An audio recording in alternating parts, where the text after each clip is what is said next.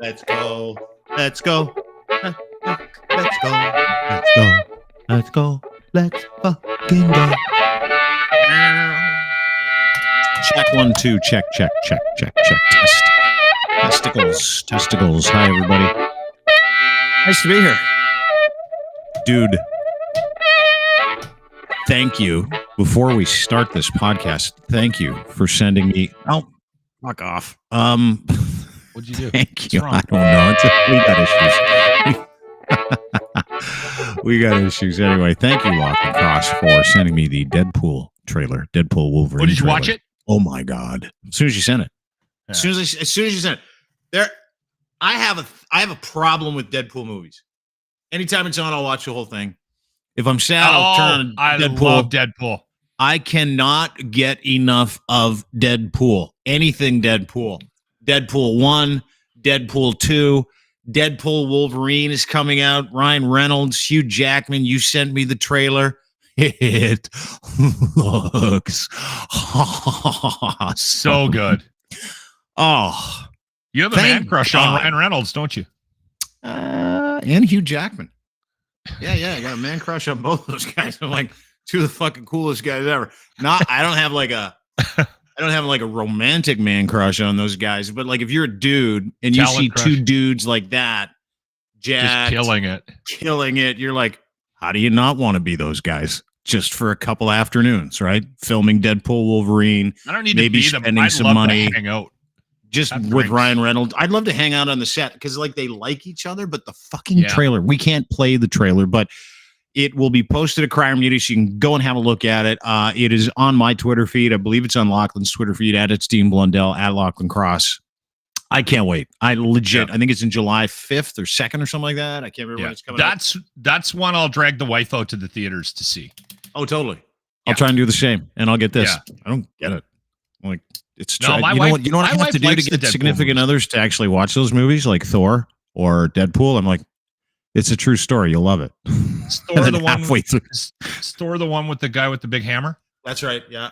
Okay. And then halfway through the movie, they're like, "This isn't a true story." I'm like, "No, but you wouldn't have come if I didn't lie to you about." I did that twice. Totally worked until halfway through the movie, which in itself told another story, which is why I'm not with that person anymore. Anyway, like if you can last halfway through Thor and you think it's a fucking real movie, you need to. That's the wrong partner for me. Anyway, good to see you. Lots of stuff to get to. We're going to talk about a massive miscarriage of justice, which is actually kind of funny because it fits into what policing looks like today. The Umar Zamir story. We'll get to that a little later on. Watching that, I've been following that. Dude, you watch that's this crazy. shit? Yeah. Just the coverage, just the news. I wasn't watching it. I don't know if was the trial being broadcast. I don't think they had cameras. No, the trial wasn't being broadcast, but quick Cole's notes before we get to your How guest does today. that guy end up on trial for first-degree murder? That's my For question. fucking 3 years, this dude. Canada Day. He's got his pregnant wife in the car. He's new to Canada. He's got a 2-year-old in the back. His name's Umar Zamir. He's in a parking garage coming back from Canada Day celebrations because he's new to the country, loves this place, is so excited. There's a stabbing in the building attached to the parking garage this guy just happened to be in. Yeah. Cops look at him. They go, fuck, guy's brown. Let's attack his car. So they do, plain clothes. Don't tell him he's a cop. He panics, backs up, nudges a dude. Hang on. Nudges a dude. One cop falls down, still doesn't know these guys are cops. And they've now got their guns pointed at him. And he's like, what the fuck? I got to get out of here. All the carjackings and everything that goes on in the city. He's got his wife and his pregnant kid. So he takes off, runs over one guy, and he's dead. And the fucking cops legitimately, and this is unbelievable, cooked up like 3 or 4 stories, lied on the stand. The judge sends 100% judge sends the jury back. And he's like, listen, I don't know how you convict on any of this because it doesn't match the evidence. These guys clearly aren't telling the truth with their evolving theories. They deliver not guilty. You take off, Mr. Umar Zamir. His now legal GoFundMe to sue the cops is at $300,000. Good for him. And on top of it all, the widow of the man who died, it was a terrible accident. Yeah. And the police chief said they wished they had a different fucking result. Really? You wish an innocent man would have gone to jail just so you could have your pound of flesh? Fucking unbelievable. Anyway, we'll get to that a little later on in the show. The one question I have, one correction, I think, is from I was following it. But I do believe they attempted to, they were playing close. It was an undercover van that they were in, the cops. But I think they did try to identify themselves as police officers. So they did not. No. Okay. All right. I just saw that as part of the. And he did not know. And they were in plain clothes. And the stories that they told. Anyway, we'll get to the stories. It's just unbelievable. Like if you're one of those people, it's like thin blue line. Got a little thinner yesterday. So we'll talk about that. Anyway, nice to have you. Good to be here. You've got a guest today that we need to get to. One of the things about being on this podcast and having an audience right across the country is that I'm in constant communication with people and I'm meeting new people on a regular basis. And somebody showed up in my DMs, and I'm not exactly sure where our conversation started, but her name is Wendy Gray, and she obviously had insight into this business. And so over the last couple of months, we've communicated back and forth. So it turns out Wendy Gray, and I made her do the math. This happened to me when I was talking to my lawyer about how long I've been in the business, right? Because I'm in the middle of a legal situation with my past employer. And you start doing math and you go, hold on, I've been in this business for 33 years. I think I did that to Wendy because she had to go back and do some math on her career. And there was a couple of lines in there where, like, around date, she was like, holy shit, I'm old. We're also not supposed to make fun of her for her email address. Anyway, I won't give it up. Wendy Gray started in the business in the 90s, went to school, got into broadcasting from the news side of things, and has a very interesting story because her career led to running 34 radios, overseeing the news departments for 34 radio stations with a company called Vista. And not only that, she sat on a number of boards, and we'll let her tell her story, but she's got a very interesting perspective on how we get our news in this country and where radio is at from an ownership perspective. And I can't wait for this conversation. Ladies and gentlemen, Wendy Gray. Hi. I bet when was the last time you had an applause, Wendy? When? Well, it's been a few years, I think. Oh, Wendy, it is so nice to meet you. Look at you. Look at you. We got some female content on the show today, which is really nice. It's usually just a massive sausage fest, Wendy. So thank you for agreeing to be on the show. Appreciate it. Actually usually is a sausage fest. So it's a pleasure to be here. Yeah, thanks for breaking it up. How are you? Where are you calling us from today? I am in beautiful Stratford, Ontario. Oh, Stratford, home of Shakespeare in the Park, Justin Bieber, and farming. Yes. Yeah. Yep. Yeah. Beautiful. Yeah. Stratford. I didn't know Biebs. that. Oh, dude. Okay. Biebs is like, there's a Biebs museum. Have you been to the Biebs museum yet, Wendy? Have you gone to see Justin Bieber in all his childhood glory? And I actually haven't, but ironically, I live in the same building that Justin Bieber grew up in. Oh, do you really?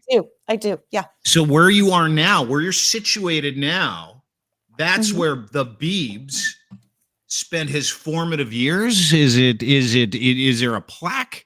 Is there, do you pay homage? Do you have to do the whole spectacle, testicles, wallet, and watch when you go into the Biebs? No.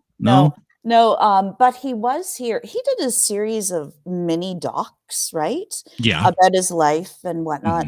And he did show up here.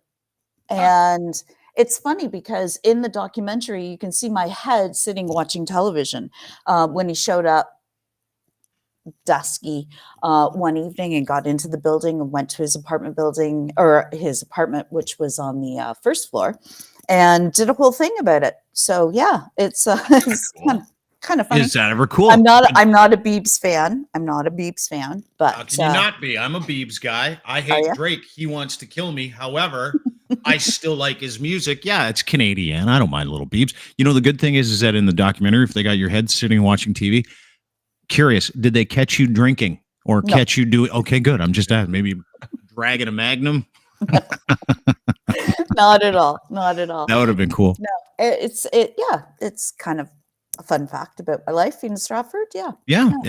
Originally from Stratford. Where are you from originally, Wendy? Where'd No, you grow up? originally, I was actually born in Whitby, and Dad worked for General Motors. He started at General Motors when he was 15. So if you know anything about GM, it's 30 years and out. So they had me very late in life, and at 45, he retired, and we moved to a little place called Bancroft, Ontario. And I grew up. I say I grew up. We moved there when I was 6. So I grew up in Bancroft, Ontario. And that's where I started my career, actually. Oh, career in radio. So what did your dad is an auto worker? What did your mom do? Was she a homemaker? And what happened? Because you've got a kind of an interesting career, right? You've been at the top of the food chain when it comes to management and media. You're a news director, as Lachlan pointed out. So what was the impetus? Were you one of those people that would listen to the radio and go, I want to do that. I can do that. Would you sit there and practice like he and I did? Well, he did. I didn't. I didn't want to do this job, but just kind of found myself doing it. When did you fall in love with the radio industry? There's the question. Okay. That's an interesting question. I would listen to Dick Smythe and Tom Rivers on what was CFTR. In those days. 680. And yeah, 680. And fell in love with Dick Smythe. And I had an interesting childhood. My father you couldn't talk in my house from 4:30 to 7. We had one channel, which was global. He would watch the Y and the R from 4:30 to 5:30, and then he'd watch global news from 5:30 to 7. And you didn't talk unless it was a commercial break. And so that got me into news, really, and watching it and absorbing it. My dad was also a very proud Canadian and believed that if you're going to live in this country, you needed to know how it is governed. So when I got into high school, we would leave and go to Ottawa for a week. And we would sit in question period for an hour, and then we'd leave and we'd go and do all the museum stuff. So I firmly blame my father for daddy issues, daddy issues. But I firmly blame my father for my career choice. And your love of news. Yes. And Dick Smythe. God rest them both. Yes. So you come from a home where news was important to your father and The Young and the Restless, which is kind of cool, right? Victor Newman was around back then. Everybody shares a Victor Newman story. And then your dad, sorry, I'm laughing. I shouldn't laugh. For vacation would take you guys to Ottawa so you could sit in the gallery for question period. Is that correct? Yes, that is correct. Were you like, hey, is there a pool here? Can we go? Is there a McDonald's in this place? No. I actually enjoyed it. I have always been interested in government. In fact, when I got old enough to understand voting and the whole electoral process, right? Yeah. My dad was NDP. My mom was conservative. So they'd go out and vote, and I'd laugh at them when they got home. You can't kind of cancel each other out, So it was an interesting childhood living with an NDPer and a conservative. So interesting too from the perspective they would never be married the family. Probably not, but also that the family was so politically focused, right, Wendy? I mean, I don't know if everybody grows up in homes like that. I think it's more common now where it's kind of you know what? Don't talk during the news. There's probably rules in a lot of houses where we don't talk about politics. And you know what? I don't know if that's healthy, but that's probably more the norm now, where if a kid starts to show a little bit interest in politics, the old man might shut him down at 13, 14, 15, 16 years of age and might have rules in the house where we don't have those discussions. No one talks about how they vote. So I listen, you had a different childhood, but I don't think it was a bad thing that you were thrown into those waters. Not at all. Cool. it formed my opinions. You know, one funny story about my father, he was a very religious man, and the only time I ever heard him swear was when Pierre Trudeau was on the television. I've actually witnessed him. That's how I learned to swear, was every time Pierre Trudeau was on the television. And I actually witnessed my father throwing a slipper at the screen when Trudeau Sr. was on. So, yeah. That's awesome. Oh man, is that extreme dislike of that name is generational. It's I've seen it in the prairies too. I mean, he was hated. He was despised. In Western Canada. Yeah, I remember when Mulrooney took over, and I remember my dad. And this is like, I'm a kid at the time, right? I don't know anything about politics. My dad was one of those card-carrying conservatives who would be like your dad, you know, and everything he said about Trudeau was terrible. Everything he said about Trudeau was bad. He's like, fuck the metric system. And I'm like, what's that? Like, what are you talking about? Why are we mad at the metric system? My dad was unreasonably angry at measurements. Imperial measurements for a long fucking time. Still is, because he's like, what's pounds to kilograms if it's 2.2 pounds? I'm like, look it up, dude. He's like, fucking Trudeau. You guy's 72. He changed the fucking metric system like 80 years ago. He still carries an axe for the metric system. It's man. Anyway, yeah, it's fascinating. So you grow up, your dad immerses you in it because he's so keyed in. So he would be, your dad, in my opinion, would be like my dad back then, one of them convoy guys. Like, he'd be one of those guys who'd be like, we're going to Ottawa. Fuck this place. Like, they were so engaged all the time. And they didn't wear their seatbelts on the way. Yeah. No. So get in the back, no seatbelts. We're going to chain smoke and hot box all the way to Ottawa, Wendy. And you're like, no problem. Here we go. But that was how I grew up too. So it's fascinating that you grew up like that. But my dad was never engaged. He was just always angry about fucking kilograms to pounds. It was an unbelievable situation. I didn't understand either of them. And so that's the impetus for you. So when do you parlay that interest? You get through school. You then get into radio school. You go to, is it Loyalist College for broadcast journalism, Wendy? Is that correct? And this is like, you're hyper-focused, right? A lot of people like Lachlan, a lot of people like me, like you get that bug of communicating and you've got an interest in communicating in a certain manner. It's on. Like, you go to broadcast school when? 93? 94? 91. 91? Actually, back up a little bit. Okay, let's back up. I love the hand use, by the way. Thank you. Yeah, I'm sorry, I'm Scottish. I talk with my hands. They say it's only Italians, but Scottish people do it too. I actually was interested in journalism, period, just telling storytelling. Yes. And at first I thought newspapers. And so when I was in grade 11, I spent 2 days with Christy Blatchford, job shadowing Christy Blatchford at the Sun. And she terrified me. She came up to my shoulders, tiny woman. But she terrified me. And she, even then, which would have been 1989, 90, she told me, get into electronic media. Print is going to die. Wow. She knew it. She felt it back then.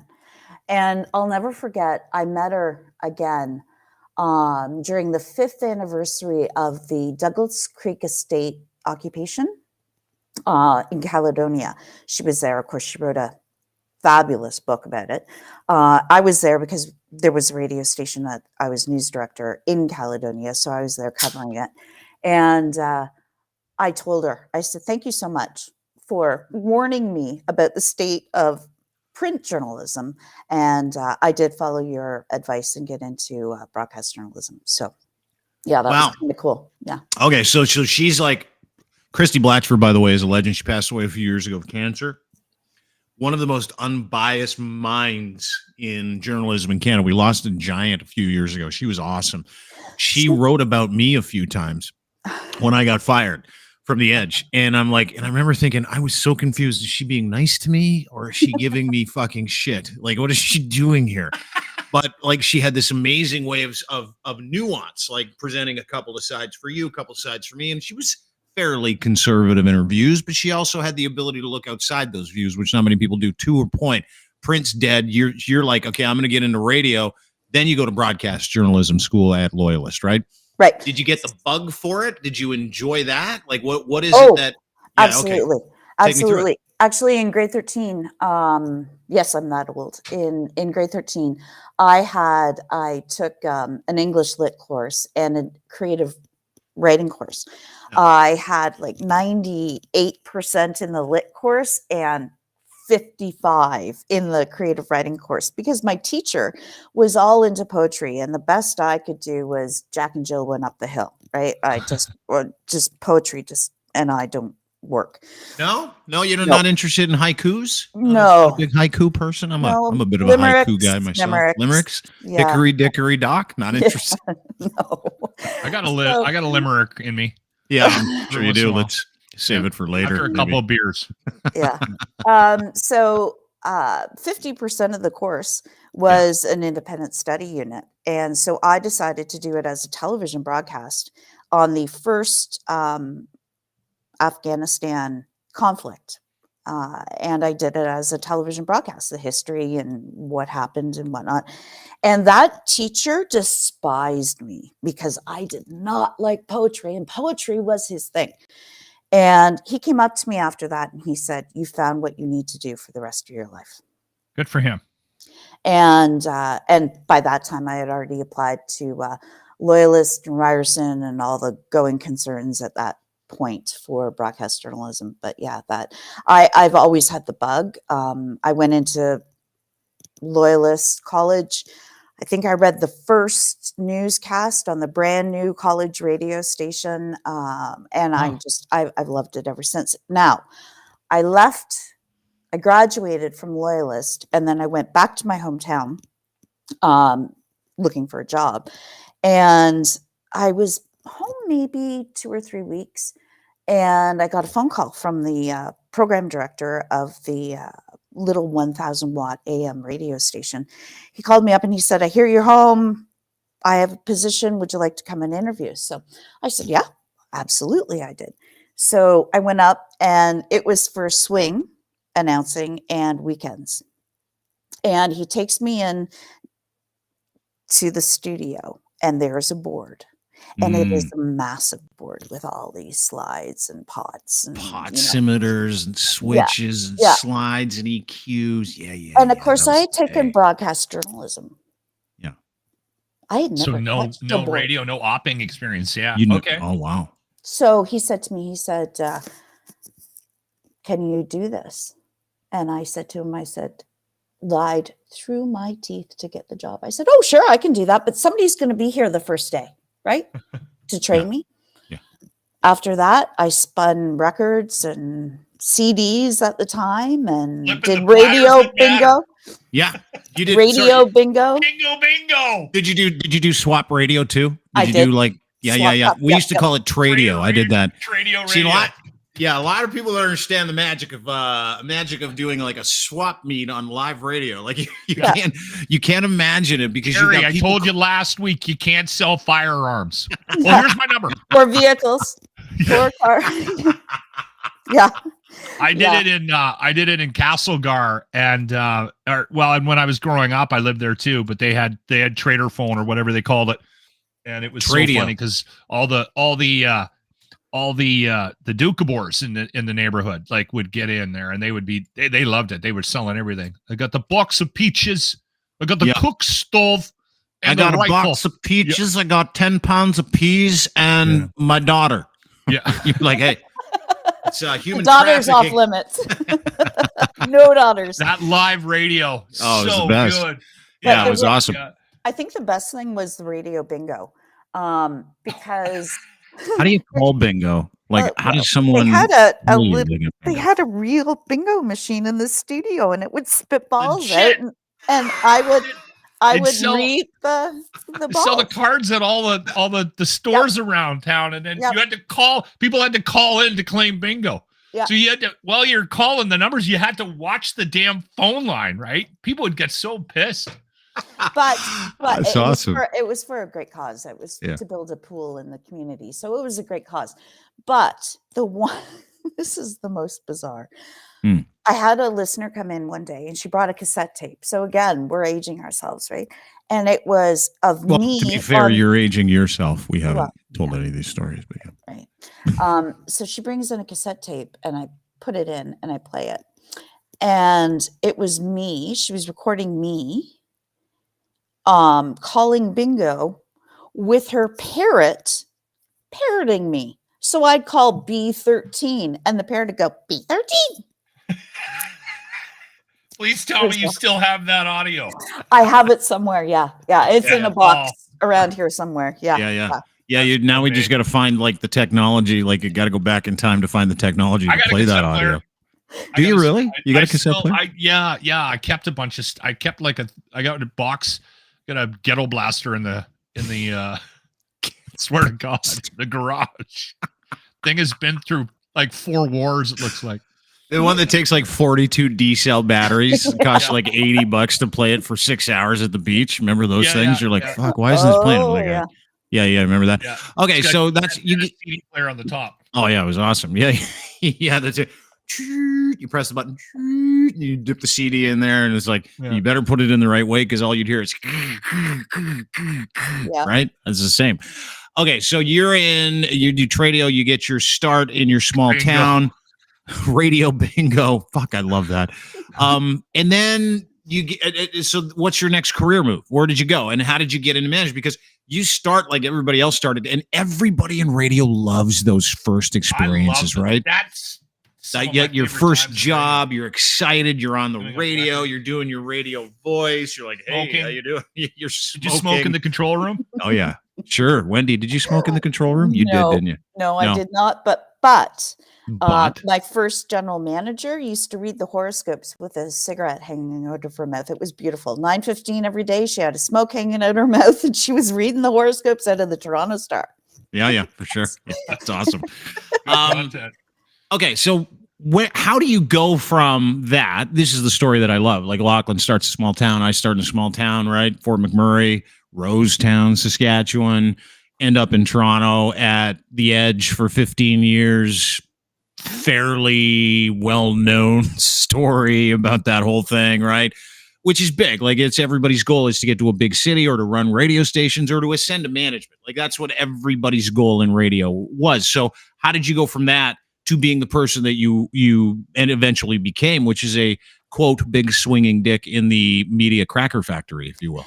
Well, Christopher Grossman was buying up a lot of radio stations at the time. And so he purchased the radio station in Bancroft and flipped it to FM and kept me on. I think I was the only employee he kept on. And so it was 21, 23 radio stations at the time. And he called me up one day. And he said, can you meet me in Bracebridge for lunch? And I thought, oh, here we go. I'm getting shit canned, That didn't happen. He actually offered me the news director's role for the entire company. But he said, you have to move from no, it was Halliburton Broadcasting at the time. Oh, okay. Yeah. And he said, but you have to move to Bracebridge because that's where Halliburton's head office was. So by that time, I had worked since I was 14 at a convenience store. I knew most of the population was 3,500 people, right? And then I was on the radio. And then I worked at the beer store at the same time, concurrently as the radio. So it was a bit like being in a glass fishbowl. I couldn't go to the grocery store and buy milk because people would stop me. Why do you play Shania Twain so much? So it was a bit of a relief to move from there to Bracebridge. And so I spent a lot of time in Bracebridge, in Muskoka. Yeah. And then he bought Caledonia, Stratford, and Niagara Falls in very quick succession. And I was also operations manager at the time too. And how old are you at this time? Yeah, How old you're are you? young. Yeah. Yeah, I was about 37, 38. Wow. Good for you. Yeah, yeah. All right. So he wanted somebody who was familiar with Halliburton's processes and policies and all of that sort of stuff to move to Southern Ontario to oversee these stations that he had just purchased. So he gave me the opportunity. I knew I didn't want to live in Caledonia, but I came down to Stratford, lived here for a bit, went to Niagara Falls. I felt at the time that the vibe of the staff at Niagara Falls fit more of my personality than here in Stratford. So I chose to move to Niagara Falls. And then he sold us to Vista. And, fortunately, Vista kept me on and they sold Caledonia and Niagara Falls. Niagara Falls, bit of a non-starter, up against the House of Rock. You guys quite Hits familiar with the way. FM. Yeah. It very, very difficult It was a monster. market. Yeah. Difficult market for anybody to make anything go there. So they sold Caledonia first, and then they sold Niagara Falls. And I had been, at that time, I had been commuting from Niagara Falls to Stratford 2 to 3 times a week. So when they sold Niagara Falls, I left my husband and said, I'm moving to Stratford. So I've been in Stratford for 7 years. Wow. That's where you've been. So that brings you to Stratford, where you still are. How long have you been out of radio? December 22nd, 2023 was my last day. Oh my God. And so recently. you chose to do this. I did. Why? Because you're at the top of your game. You're running a bunch of stations. You're the news director for like 30 stations. It's that ascension that everybody wants, in that industry. I know why, but I would love for you to tell people, why you chose at the top of your game, right? Running a bunch of radio stations, news departments, why you chose to walk away from an industry that you loved and maybe still love it, just in its essence, right? Yeah. Why? Burnout. It was burnout. I was working the job of 2.5 people at least. And it was nonstop. My phone would start going at 5 in the morning and maybe end at 10 o'clock at night on a good day. People calling in sick. I'd have to figure out their shifts. And I think my demise in radio, I got through the COVID-19 pandemic, no problem. They stuck me up in a cabin in Barry's Bay, Ontario with myself and my dog for 40 days, which, yes, sounds biblical, but because we didn't know at the time, right? We didn't know how bad it was going to be. So the thought process was, get me out of Southern Ontario, away from people, put me someplace where we did have a radio station. So if I had to do interviews or whatnot, I had access to that. So all of that, honest, I am going to write a book one day, was fine until the Freedom Convoy hit. The Freedom Convoy hit, and I'll never forget it as long as I live. The Thursday night before the trucks ascended on Ottawa, I got a phone call on my cell phone and it came up private number. Well, when you're in news, you answer private number calls because that's usually how the cops get in touch with you, right? So I thought it was or it might be a sweet lead that nobody wants to leave their name with, and you're like, it might be cool too, right? Yeah. Right. Yeah. So I picked up the phone and I got, "Is this Wendy Gray?" And I said, "It is. Who am I speaking to?" "None of your fucking business." And he said, "You better make sure that your doors are locked tonight because I'm coming for you, you piece of shit, Nazi, Trudeau-loving piece of media." Yeah, it was extremely disturbing. I stayed inside. I had my neighbor friends come and take my dog out because I wouldn't go outside after dark. I called the cops. The cops had extra surveillance around my building to make sure nothing happened. And then it started. It wasn't just me. It was reporters.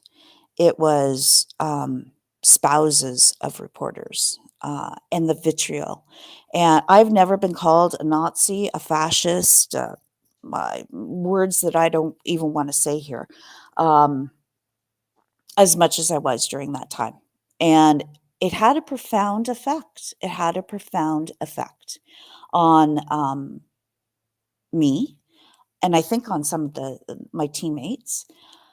And so I toughed it out. You know how you do? You tough it out.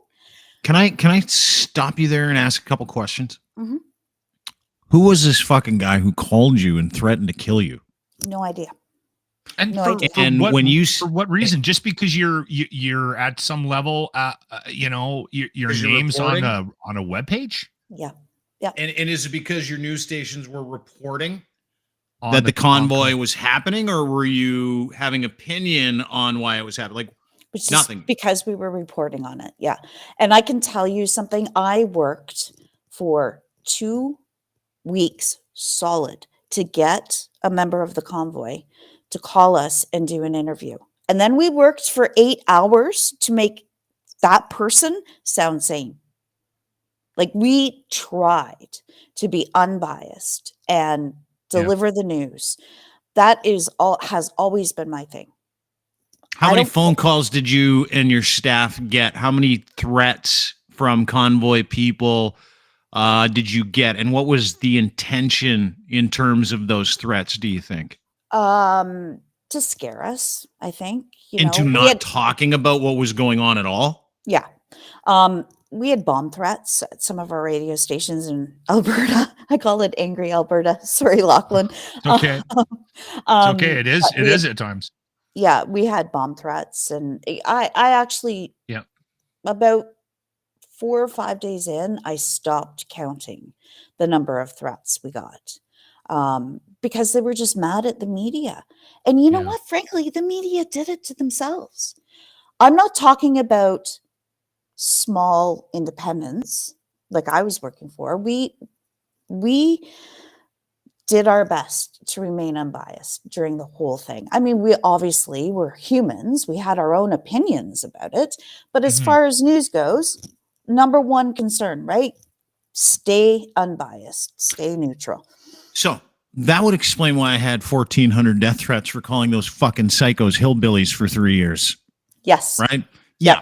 I had people parked in front of my house. I've been threatened. Like, fuck, it's old hat. It's what they did. Anybody who reported on anything they did, anybody who had an opinion on anything they did, anybody who said anything about the convoy that didn't sit well with complete mental and physical and emotional degenerates who had the IQ of a fucking sack of flour, okay? Anybody got threatened. Anybody. Didn't matter who you were. And depending on how big you were, right? And we did some podcasts where you had like 15, 20,000 people watching these podcasts during the actual convoy.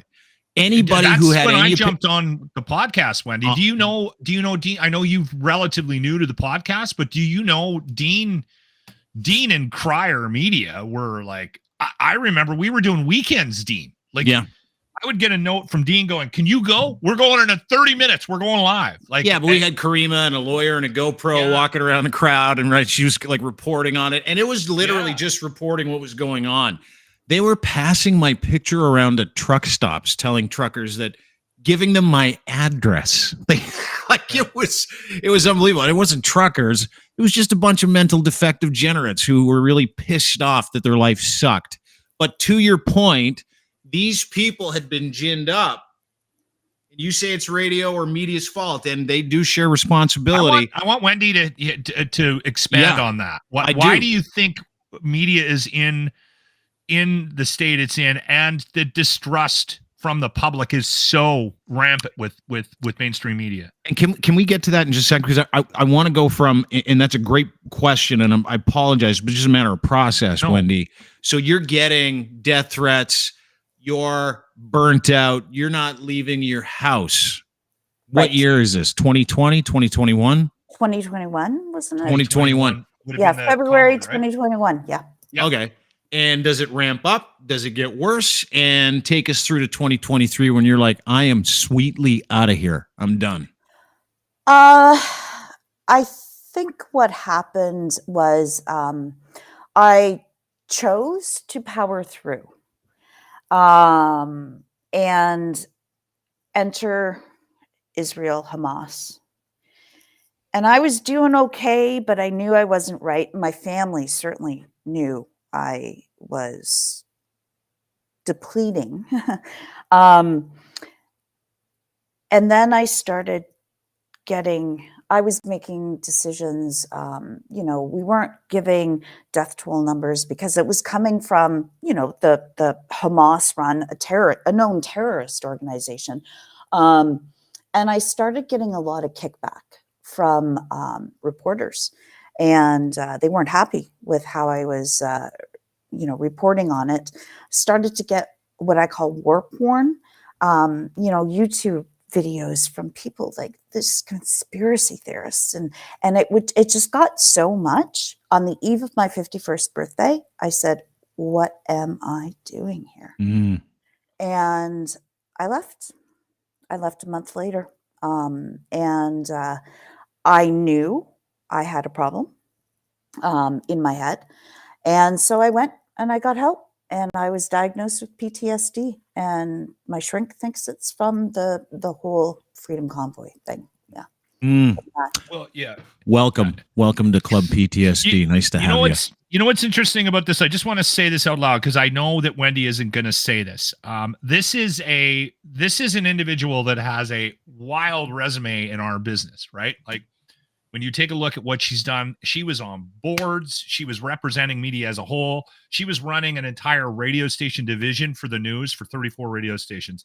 Like, this is not, you don't end up into that Wendy's type elite. of a role without being a certain type of personality, right? And so and not only that, I will say this, because I've been in this business for a long time, what Wendy achieved as a female broadcaster is even more extraordinary. So the fact that you went up the ranks and did what you did, and so you're not a little flower, right? No. You got there because of your chutzpah, right? And because of who you are. So the fact that you were beaten down to a point where you're reevaluating everything that you've done in your life and walking away from a business that you love and that you were very wildly successful in, I think is worth saying out loud, Wendy. And I'm glad you did it for you. And I know now you're working in the nonprofit organization with a nonprofit organization, and you're probably doing something that you absolutely love. But this broadcast business is man. It's a niche, isn't it? It's a niche. It's a niche. I love it. I do. I love it. And I will always be a champion for radio. There is a place for radio. Everybody says radio is dying. Well, radio's been dying since television started, right? Yeah. Bullshit. It's not dying. It just needs to be transformed. Right? Thank you. I've been saying the same thing. It is as dead as the people that run it. That's why it's dead. It doesn't have to be, but it's dead because the people that run it don't give a fuck about people like you who love it. It's dead because they won't listen to anybody. They don't give a shit. And everybody in that business thinks they're smarter than the next person while they continue to lose money and have to fire people who are like, hey, at least I get to keep my job. I'm an executive. Guess what, executive? You're going to lose your job too when the fucking whole thing collapses. And it will. It is. And we're watching it because good people like Wendy are leaving. So you decide to get help, PTSD, you're working on yourself, but we've been talking about some of the industries, or we've been talking about some of the issues in the industry, and Lachlan pointed it out. And Lach, that was a great question that you asked, which was like, why do you think that what you went through, what Lachlan went through, what I went through is media's fault? What do you think media's fault is? Why do we do it to ourselves? What led to this? Because I have opinions on it. I think it sits in hubris. I think it sits in a number of things, but I also think it sits in that whole government funding package that all these media companies get. So take us through that and your expert opinion, because you are an expert in this subject, Wendy, and I'd love to know what you think. Well, for the company that I was working for, fairly small outfit, but again, scared to leave my house for 2 weeks, watching the coverage, and from all the big guys, because if something happened, I needed to jump on, write about it, um, keep our audience informed, and I would watch the reporters, and it just drove me wild. They would walk by the most, and I say normal looking people that were there protesting, not happy with the government and the lockdowns and the vaccines and all of that. They would walk by the most normal looking people, and they would stop and interview the most redneck person they could find. And that's when I started to really see and feel the mistrust in mainstream media. Yeah. Was then. And they did it to themselves because they had either from, Agenda. They had an agenda. They had an agenda. What was the agenda? Paint them as crazies. Yep. And ignore why there's a reason why they might be there. Right. Yep. And and I've commented on that multiple times over the last 3-4 years as well. Yeah, but the crazies are calling her at work, threatening to kill her. But she's and they drove her out of the business, but she still is seeking the truth. And the truth is that there is a root problem in our country as to why we don't trust the media. And it's a growing, we talked about it, Dean, where that fringe group isn't a fringe group anymore. And everybody has a different perspective. And being on this podcast for quite a few years, Dean and I have gone through an evolution of how we present content. And Dean's obviously, he runs Crier Media, but does listen to me. And we have had these conversations. Like, we have to open up the doors and let other people in. We got to hear other voices, because that's the only way I think we can fix the issues that we have right now. And you're not wrong, Wendy. You're not wrong. I think there is media and the ownership need to take some responsibility, as well as both sides of the political spectrum in this country. Like, that's the thing that drives me crazy. Like, I've said this out loud, and I don't want to make this about Justin Trudeau, but if he actually going to bed every night, if he's going to bed every night thinking that he doesn't play a part in the division in this country, my God, he's dumber than I thought he was.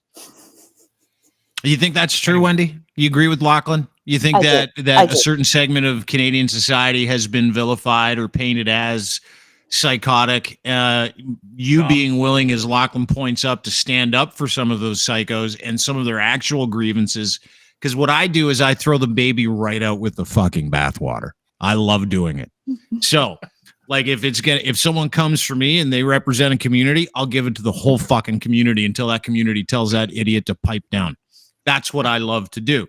It's my thing, and I have the ability and the reach to do it, right? Someone like you has the ability and the understanding to look at nuance, right? Where you're going, okay, these people are being painted as absolute psychos and rednecks. Generally speaking, that is the core of that group of people, though, that I've experienced. You know that, and I know that. But there are legitimate grievances that were painted as, you're racist. You're stupid. And I get that. I get there are all kinds of nuance around this. But I want to get to a piece that sits within their sphere, which they're not wrong about. When I say they, I mean people who go, mainstream media is corrupt. It is. It is. You've worked in it. I've worked in it. I have been in board meetings where they're like, hey, listen, the big pillar of finances coming from our new budget comes from the government. Because we're going to get some fucking handouts here, boys and girls.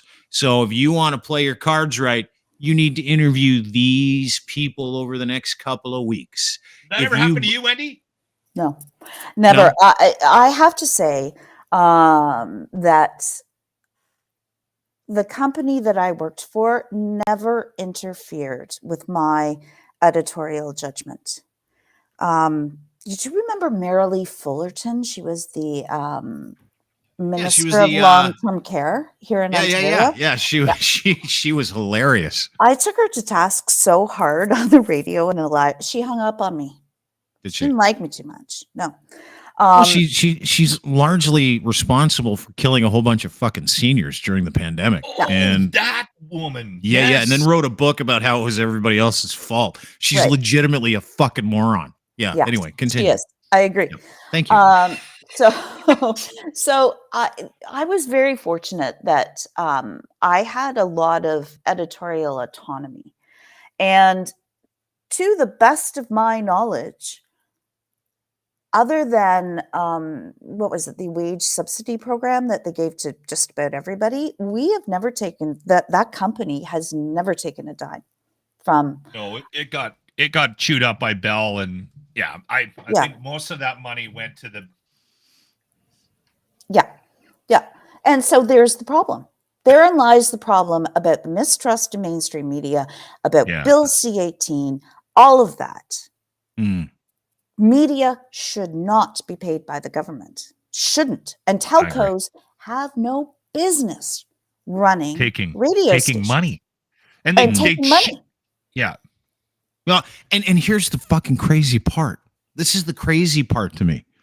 Is that this has been happening for 15 years. We know about it now because of COVID for some reason, though. Right? This has been happening for 15 years in this country.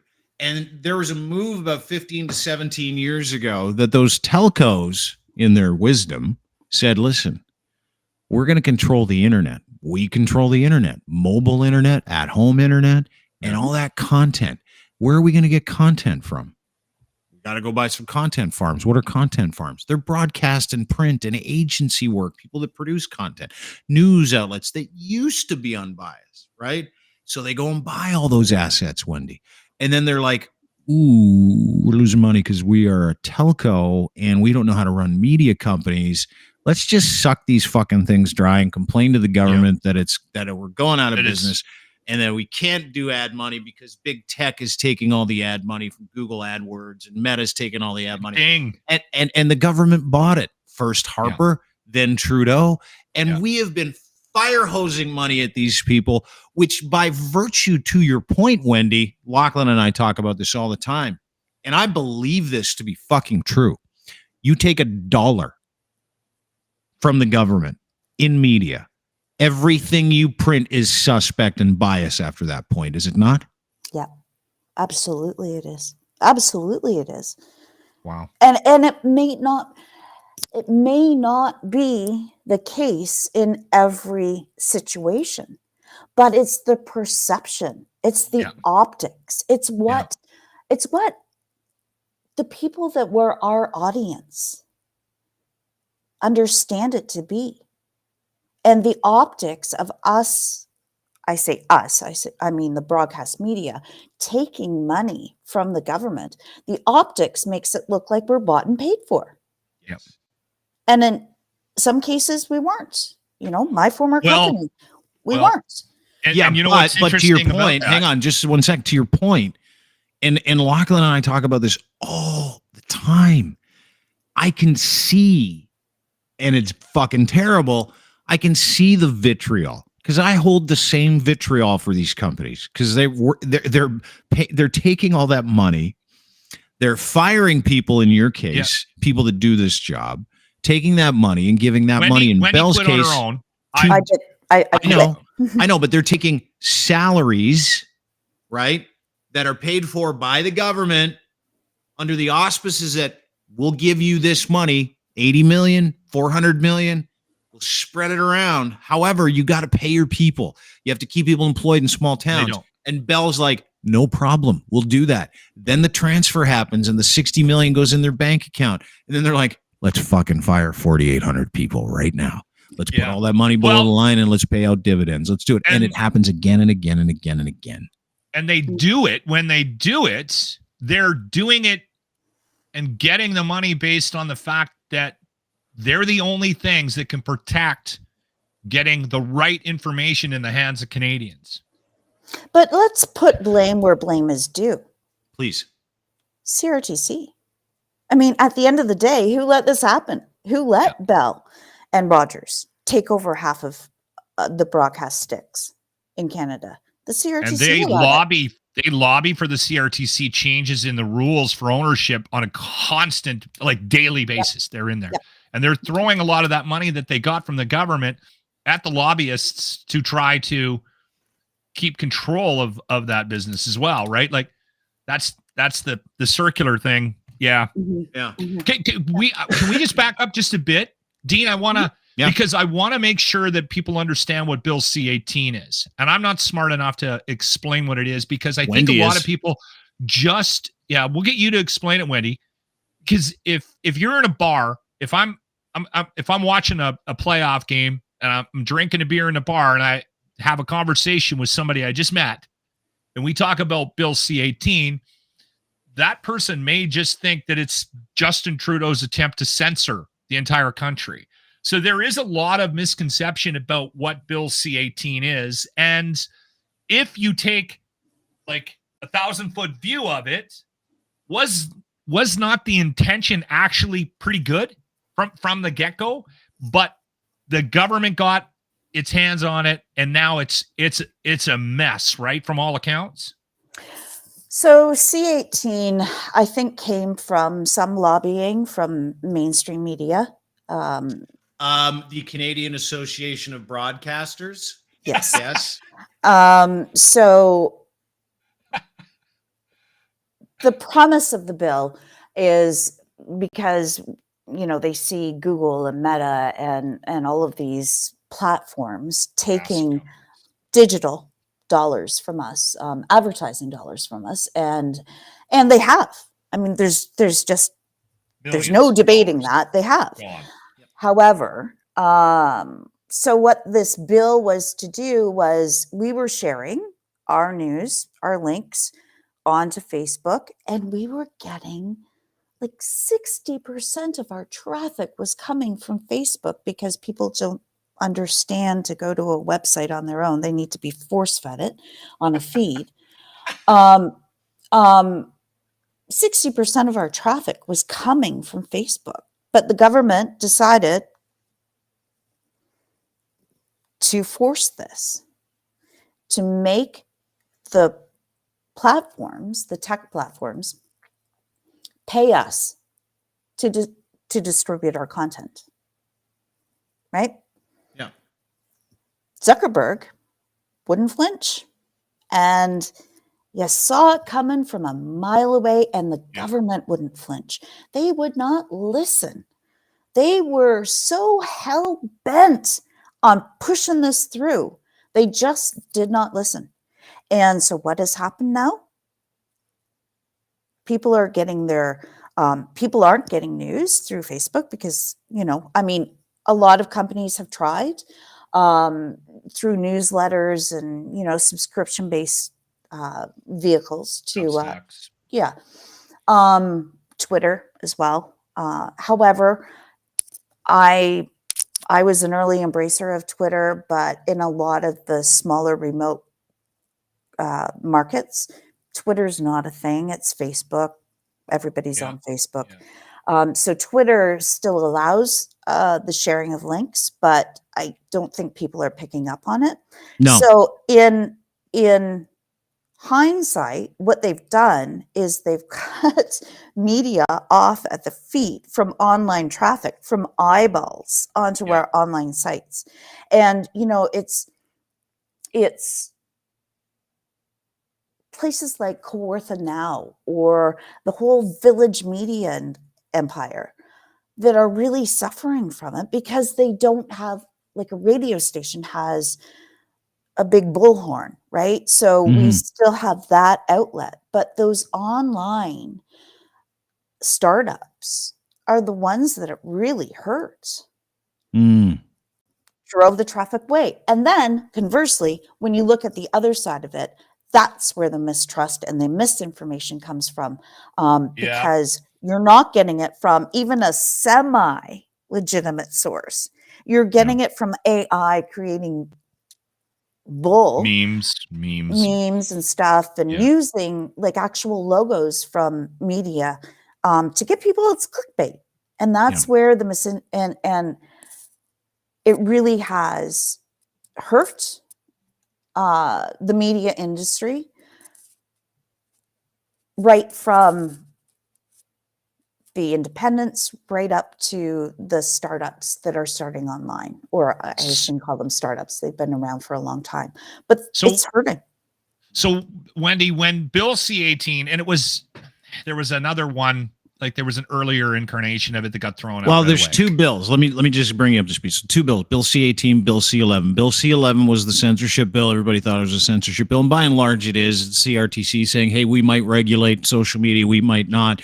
And they put that in their back pocket just in case they have to, because Justin Trudeau is a pussy and he refuses to enact any legal means to end hate speech. So here's why we have that. Number two, C-18. C-18 is, hey, listen, big tech, pay all the broadcasters. That's for the privilege needs to be of said out loud, Dean. I want to make shit. sure. No, it's the dumbest shit, and I'll tell you why it's the dumbest shit. Because big tech, yes, to Wendy's point, has absolutely destroyed the advertising model, traditional advertising model, because they have the ability to target and be exact with their information and track that information. Radio was a great game for that, and it's a joke. And I'll tell you why it's a joke. Because everybody that bought radio advertising for a long time, and if you're a person that advertises on the radio, don't, first of all, and I'll tell you why. Because there's no guarantee that they can prove that any of your shit works. With digital media, you can prove it. You can prove engagement. You can prove turnover. You can prove conversion. You can be super exact. You can get that into the hands of the right person. It's not this, hey, we're going to put this thing on a diminishing asset, and you're going to give us $40,000 a month for it. And if you do it enough, people might buy your tea towels. If you do it enough, people might sign up for your campground. Like it's literally a joke. And it has been a joke for a long period of time, but it's been one of those real quiet jokes in the industry. I was talking to my dad. He was an executive for a very, very long period of time in radio about this. And I said to him the other day, because I talk about our business, how exact, how the analytics are incredible. And he's 72. And you know what he said to me? He goes, dude, we sold bullshit for 40 years. He's like, we sold bullshit. And I go, what do you mean by that?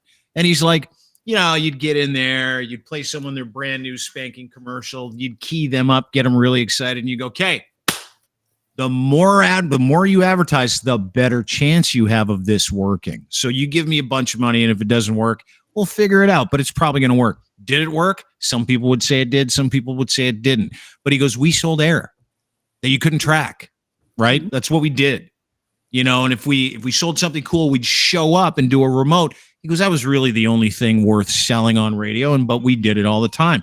And to that point, radio is still that model that has not embraced that digital portion, right? The digital and side when they haven't, none of them have. Like I have meetings all the time. We consult in this space with people that want to digitize their media content from a radio perspective. Like some are better at it than others, but they're still way behind the eight ball. Right. Yeah. Not many. Yeah. And to that point, that lack of foresight, the lack of having anybody with scrote in that industry to make a serious decision, and this is the truth, and the lack of people with any character whatsoever who believe in that medium. And to your point, Wendy, I believe radio has never been more viable because it's free and the reach is there and it's a blowhorn and you can bring people in with radio. You can't with print. You can't with television. It's just a thing you look at, right? Radio is interactive. It's free. It's here. You can watch it. You can turn it on. But unless radio decides to really start dry humping digital media, and unless they've got that plan and they're a digital radio first event, they're never going to succeed. No one will ever be successful in that space again. Wendy, that's just my opinion, but I'd love to hear your thoughts. I've always been, well, since the inception. In fact, I think Grossman would tell you I harassed him into giving me websites because I knew that this is where we were going. So I've always been digital first mindset. I used to preach to my teammates, while you're sitting there in the studio waiting for Katy Perry to stop warbling, put it on the website, feed it out through social media. And then when Katy Perry's done, do your breaking news on the air, because it doesn't matter. And again, I was fortunate with the company that I worked for. They were trusted. We were small and medium markets, and they were trusted. So, but it doesn't matter if somebody hears it on the radio or sees your logo on Facebook telling them that a major highway is closed down. Appointment tuning doesn't happen anymore. Yeah, you're right. People are getting it here. Yeah. And they don't, they're not necessarily listening to the radio 24/7 like they did back in my dad's time, my parents' time, or even in our time, right? You guys remember sitting around the radio waiting to hear if your bus was canceled? I do. That was important. Now it comes here. They don't need to listen to the radio for it. So that sort of appointment tuning doesn't happen. So that shift in our minds about how we deliver content started to happen for me quite a few years ago, right? And I gotta tell you, one of the things that really changed my mind about the job that we were doing was COVID, because I started to realize that people were shutting off other things, other voices, and other that bothered them, and they were gravitating towards us because we were fun and they needed a break from all the craziness. So we would hear from people all the time. And I had a moment of panic when I ran into somebody. I was in a superstore or something, and they came up and they jokingly, I thought they were joking, but I remember getting a twinge of anxiety when this person admitted that they had shut off all other media and that I was his only connection to the world, like news. And I panicked. I'm like, dude, don't tell me that. That's terrifying. I can't be your news source. Like, have you heard the show? And he just kind of chuckled. And then it started to happen more and more. People were coming to us for news. They were also blaming us for, like, I don't know, whenever, depending on whatever story we were doing, they would say, did Justin tell you to, like, so we were getting that discredit side of things. And I would always say to them, oh, that's right. Go get the facts from Justin Trudeau so that we can get this news right for everyone. So I think my ability to make fun of it and roll with that maybe helped me. But I do have a point. It's coming, Wendy. Hang in there. I think the interesting thing is that he makes great points. You just got to hang in there for a bit. Got to hang in there. I would have fired you as a reporter. Oh, I would have, Wendy, I would have been a horrible reporter. You would have promoted me to head reporter too, right? Because I get right to it. Yeah. Dude, I get it. Succinct, Lachlan. Succinct. No. Get to it, dude. Get to it. So anyway, the thing that I find interesting about the state of the business right now, Wendy, is that these things, I'm now more comfortable with it. But this type of format, this podcast, is actually a news source for a lot of Canadians. Mm-hmm. Right. And let me just kind of buttress that, Wendy. To Lachlan's point, people should not be getting their news from us. However, no, I am glad some people do, because we're one of the very few. Wendy, is terrifying to me. Somebody that ran a news department for 34 radio stations. That means we're on the right track. That means we're doing the right thing. And this is the thing, is that so many of us, like Lach, I mean, yeah, people shouldn't get their news from us, but they fucking should at this point. Yeah. And I'll tell you why. Because Wendy, you, me, all have the same impetus for being in this business, in this game, and doing this podcast. And that's accountability. That's just telling the truth. That's just telling people, hey, listen, this is the industry. This is the media ecosystem that a lot of people are angry about. And all of us from traditional media, somewhat successful or very successful. Like if we, all three of us at some point in time, doing the job we did at the level we did it at, would exceeds expectations as part of our performance review. Okay? Because of what we have been capable of doing and what we have done. And we're all like, oof, that's cancer over there. We need to move over here. If not, if we're going to have a chance, but if people actually are going to have a chance when it comes to consuming proper information in an entertaining way, because the sanitized way that we've done media over the past 100 years is dead. And to Wendy's point, whether, and your point, Locke, and I've come around in a big bad way over the past couple of years, is that people don't trust media for very good reasons, dude. They're just as corrupt as politicians. They work hand in hand with politicians and lawyers to change policies and get as much money as they can for executives and senior leadership team guys and board members. It has never, ever, ever been more about that than their fucking licensed responsibility, which they pay fees for that license, and they have abated those reasons to have those licenses. It is not about serving people anymore. It's about separating people. Let's remember, though, Dean, those licenses aren't owned by... At least. No, they're owned by the public. Yeah. They're owned by you and I. Licenses are not owned by the media companies. They're owned by the public.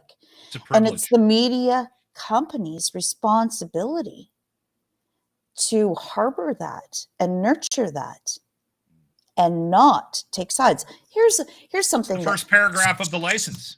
Super pissed me off last week. I don't know if you guys watched the federal budget, but I often say you can take the girl out of news, but you can't take news out of the girl. And I still am always going to be informed.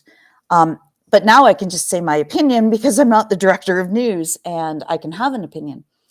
Last week, the federal budget gave the CBC $40 million. So now the CBC is saying, great, we don't have to lay anybody off anymore because you're covering our deficit. So that gives the CBC more opportunity to, Rosie Barton and Justin Trudeau and that whole love affair. But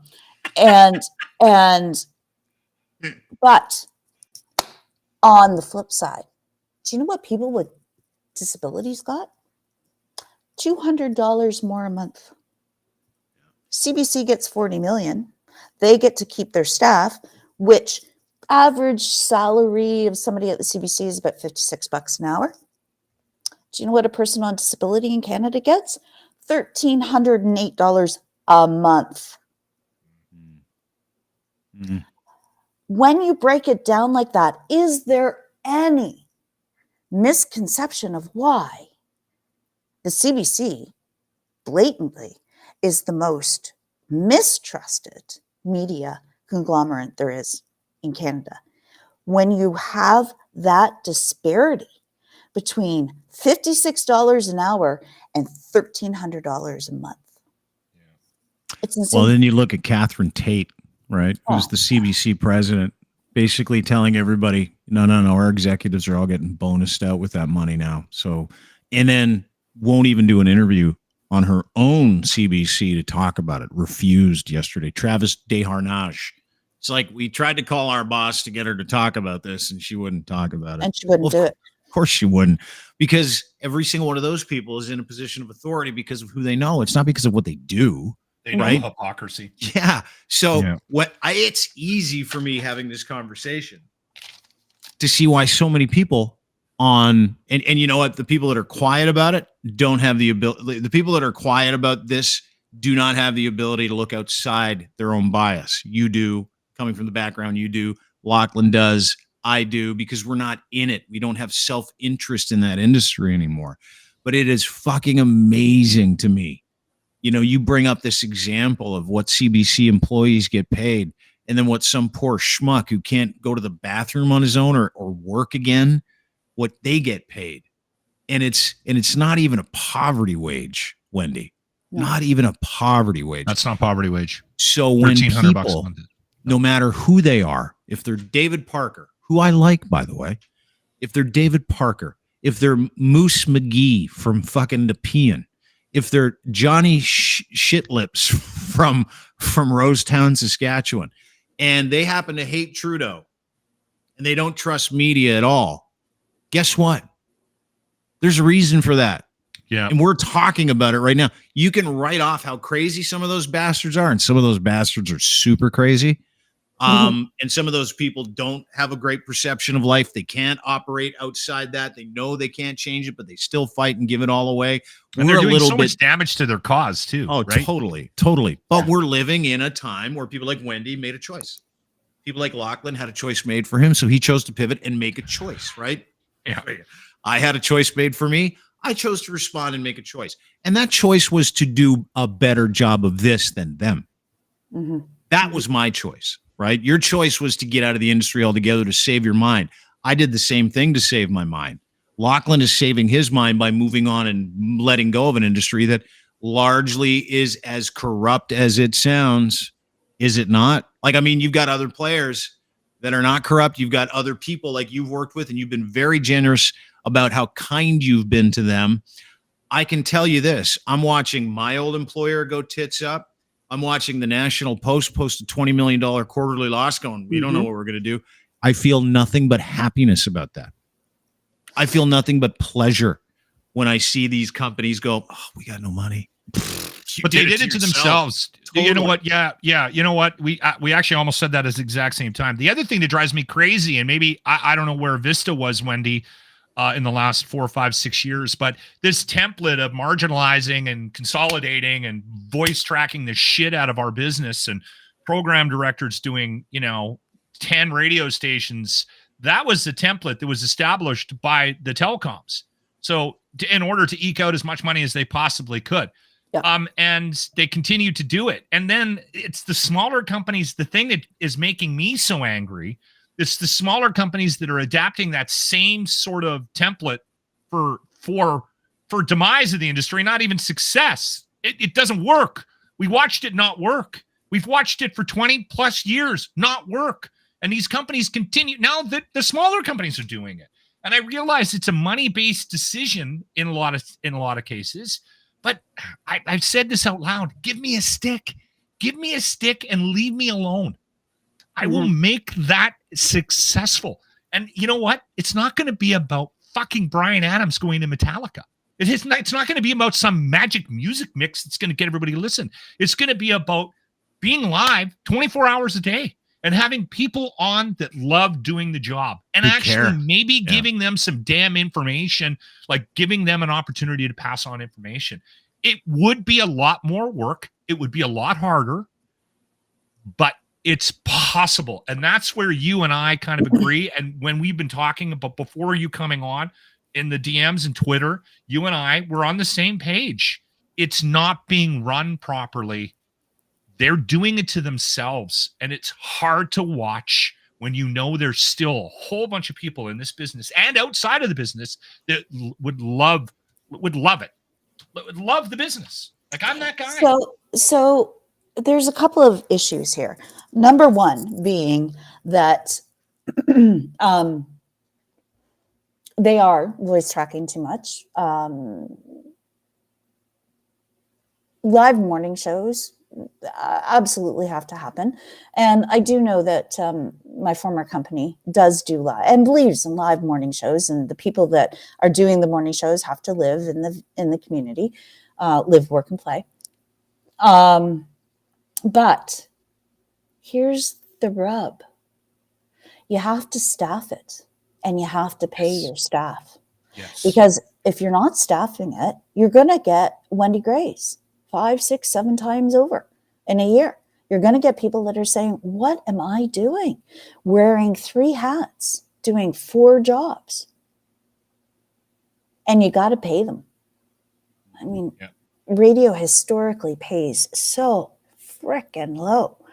I mean, when program directors of radio stations, of $1 million radio stations, need to go out and deliver pizza to make ends meet, that's not sustainable.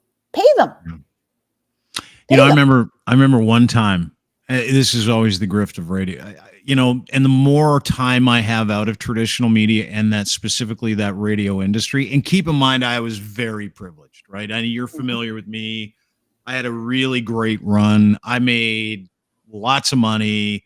We had a 40 share. It was I had a great time, great life, gave me everything I have. So I'm really appreciative, but I'm appreciative of the essence of what I did. And I was really good at it. Still am.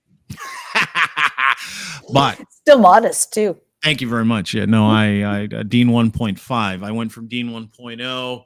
Then for a couple of years, I was Dean 2.0. I'm like a conglomerate of Fat Dean, Skinny Dean now. It's like all coming together. I miss Fat Dean. Well, he's here. He's coming out a little bit today, so enjoy it. So Fat Dean got treated really, really well. He understood what the game was, though, right? Specifically towards the end. Because if there's one thing I was really grateful for, I was in all of those meetings. Like I was part of meetings where guys are like, hey, we need to interview these guys. By the way, don't talk about these things because that's going to affect my individual relationships at the cricket club in Toronto. Or, hey, can you interview my buddy who owns an office supply store? By the way, they outfitted the entire new chorus building with office supplies. I told them that you would interview him, so it's be a big favor to me. And when the president of your company tells you to do it, you fucking yeah, for sure. So you bring someone on, you're like, so tell me about your new chairs. I'm like, I couldn't be less interested in this shit. So there's always stuff like that, right? There's always stuff like that. But in the big scheme of things, to your point, I had an intern. Keep in mind, I'm making like a lot of money. Everybody in the station making a lot of money. We're 21 million in revenue every year. 15 of it came from the morning show. We were really friendly with sales. We did a great job, all those things. I had an intern that was our producer that was making $7 an hour. And I had to give him parts of my bonus just so he could eat. He was also a barista when he got off the air. And when he was done that, he would go change tires for a few hours at night. Then he would come back at 4:00 in the morning and do it again. He did this for 3 years. 3 years. And I'm like, you guys okay with this towards the end? I'm like, you guys okay with doing this to this poor fucker? Yeah, they were. They're like, yeah, that's what the industry is. And I'm like, you gotta be kidding me. So I started to develop a heart towards the end of my time on the radio. And I was like, this is not how it is supposed to be. We treat people absolutely terribly. Like we abuse the privilege of creativity. We abuse the privilege. And that is very specific to traditional media. It very much is, where you would tell these kids, the only way you're going to learn to do this job like me is to be on the job and to do it for free. I'll give you a chance to do that for 6 months. And then you go to your manager, you're like, okay, we got 2 free interns. You'd be like, awesome. Keep that head count down. That's awesome. And then when they got rid during the big call over the past 5-6 years, they're like, let's get rid of all the high priced talent, all of it. Right. Let's get those kids to do this job now. And that's where here's the thing. They all suck. They all suck at it. And they've been cutting, replacing great content, really good communicators with those people who will go, you know what, I'll S&D down at the Greyhound station for $25. I'll also do a morning show for you for the same amount. And it's like sold, because they understand, owners, managers of radio businesses and traditional media understand the same thing that guys like you, Wendy, me, Lachlan understand. Just no one cares about them anymore. No one cares about them anymore. But they did that. It's not big tech's fault. That's part of it. But they did that because they read the tea leaves wrong, and greed and collusion was way more important to some of those big cats than anything else. And the proof is in the pudding now, Wendy, isn't it? Are we seeing it? Are we kind of living it? We're living it. I mean, I was living it. Why do you think so many broadcast journalism courses have shut down? Because the word's out there. Well, first of all, who wants to take a job where you've got some hillbilly behind you saying "fuck her in the pussy"? Who wants to take a job like that? Who wants to take a job that there is so much mistrust in the industry right now, or has been for a while, that you're not going to be respected doing a job that is paying you barely a livable wage. So first off, that's your first problem. Your second problem is the schools. I don't know what the hell schools are teaching people, but I became a very well-paid comma replacer. That's what it felt like. I was replacing commas. I was editing stories that had no grammar, no spelling. I don't know what the college is, and it does not surprise me that so many, and they'll take anybody. I mean, they'll take anybody for the money, and then nobody's sticking around to do the job. I mean, I got a funny story for you. So, do you know how long it has?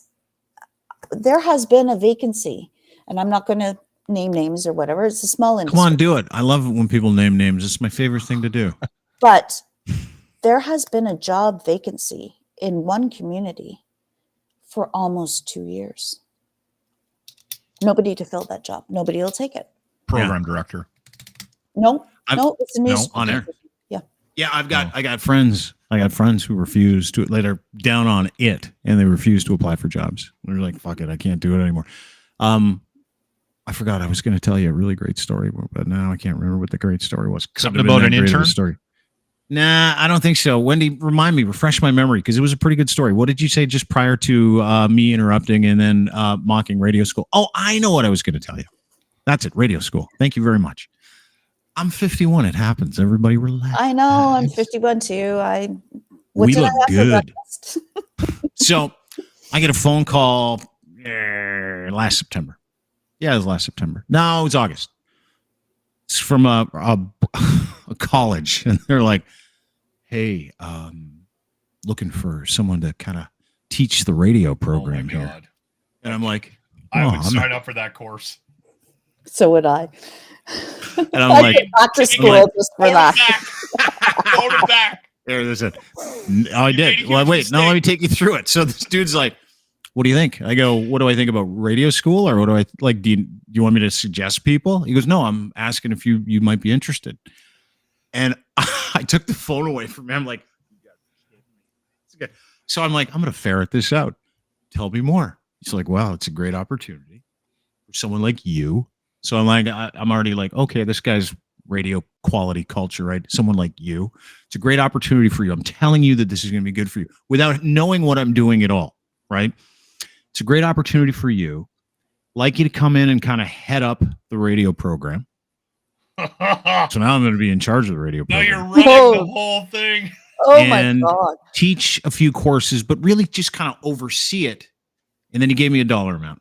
And it was hilarious. Like hilarious.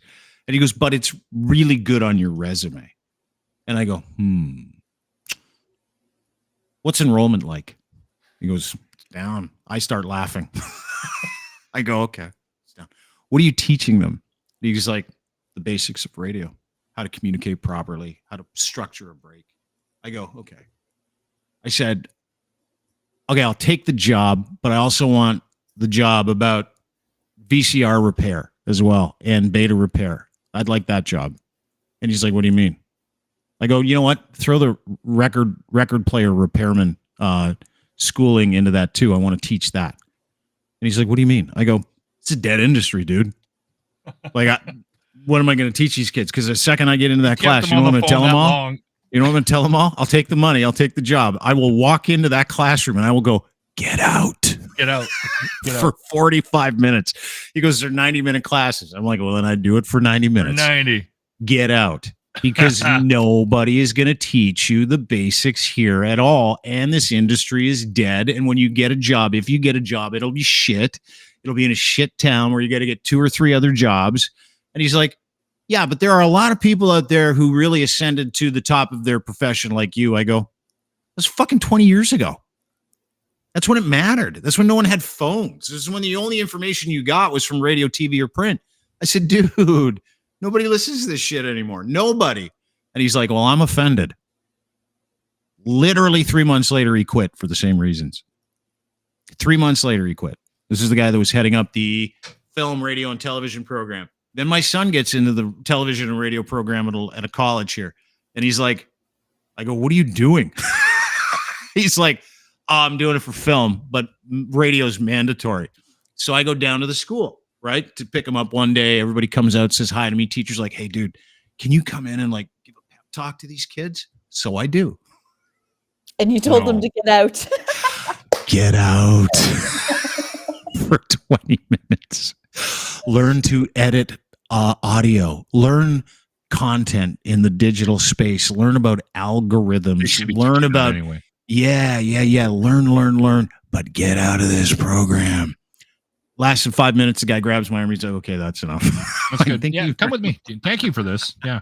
And it's not my anger towards the program. It's just the truth, Wendy. To your point, it's just the truth, right? There's a bit of anger. I used to and I don't mean to slag the journalism schools, but I hired a young man out of a journalism school. He was coming here to Stratford to train with me, and I said I was onboarding him, paperwork and stuff, and I said to him, print your name here and put your signature here. And he looked at me and he goes, "Sorry, signature?" And I said, "Sign your name here." "So sorry, sign my name?" I said, "Oh my God." "Sign your name." The next half an hour, I taught him how to write his name. How to what? Cursive. I taught him cursive. He had no idea. And I am not kidding you. And I don't tell that story very often, but I'm not kidding you. And I couldn't believe it. I was like, what is going on here? And then I got talking to a few people. I don't have children, so I worked very hard my entire life not to have children. And I was I love Wendy Gray. She's awesome. I was talking to people who have children, and I said, what if they go to the bank? Like, how do they sign up for a bank account? Well, as long as it's done in front of a teller, an X marks the spot. That's all they need to know. That's insane. I got a good intern story. So my last PD job, K-Rock, K97, whatever the hell you want to call it. I was in Winnipeg, got headhunted, got brought to Edmonton, lasted 16 months there. They had a good relationship until I got there with the school at NAIT. They used to send interns on a regular basis. This kid shows up. He comes into the building, and I sort of assigned somebody to him to get him to do some jobs, and I gave a list of jobs that I wanted done to this person, and they were going to get the intern to do it. And my buddy Jason, who was, I think, the assistant promotions director at the time, comes and goes, "There's an issue. So-and-so can't do that job." And I'm like, "Oh, okay. Why?" And Jason's like, "Well, he doesn't know how to type." And I said, "He's been in radio school for how long?" And this is 2007. You can't go like this. That's still how I type. Doesn't know how to do doesn't that. Know how to type. So I'm like, and he's not going to do the job. No, he wants something else. So I went into the room where he was sitting, and I grabbed him, and I said, "Hey, did you come with anything? Get your bag, get your coat." And I said, "Come with me. Come." And I walked to the exit, and I said, "Hey." And he goes, "What's going on?" I'm like, "Go home and go try to get your money back from radio school." I said, "If you don't know how to use a computer or type, I don't know what to do with you." And he goes, "You can't fire me. I'm here for free." And I went, "Actually, it's easier. Go get in your car." Yeah. That's the whole idea behind those internships. Yeah. Go home. That was the last intern they sent me. Yeah. That's where we're at with interns. And that was 2007. I think it's illegal to have interns now. I think that it's in certain aspects. That was probably because of you. Probably. I know. I wasn't very nice to some of them. I feel terrible about it. Really. Yeah. Like we had one intern. We did staple gun spelling bee with him. We give him words like onomatopoeia or vacuum, and we give the guy who was fighting against the word like cat or fan, and then because I just wanted to hit him with staples and get that reaction online. It was like, that's all I wanted out of the dude. And then and then we did another thing where we fed him way too much meat. It's like, Long story. Oh, Yeah. man. Anyway, but do I that was the game back then.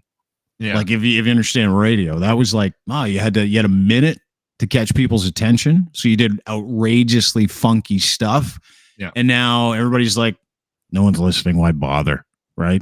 That's the theory I get, because that was I think there's also there's a fear now to do anything that would remotely put you in jeopardy of losing your job. Right. So anybody with any sort of show that steps outside of the lines, is probably going to be in trouble. Yeah. Because the lines are just so crazy. Woke. Yeah. Yeah. They are, aren't they? I got fired for that. I was like patient zero for that too. It was like, started that ball. Yeah. I know the story, Dean. I know the story. Yeah. Do you know the story? Yeah, a lot of people in Canada know the story. It was not a lot of people. They get fired. It's not a lot. I'm pretty fortunate. That was front page news for a couple of weeks. It was like across Canada. Well, Wendy would have known about it too, because she would have been covering that story, right? And to that point, let me just kind of take you through that real quick. This really proves your point about collusion and the overly woke attitudes. So when I get fired, my company spent hundreds of thousands of dollars giving that money to a company called Navigator. I'm sure you're familiar with who Navigator is, to paint me as this extreme homophobe, right? Now, what do you see in news media today? A lot of that, right? This is nonstop. The kettling of, you said this, so that means you're this. It's like the Nazi dinner party bullshit, right? Oh, that means you hate all gay people if you crack a gay joke.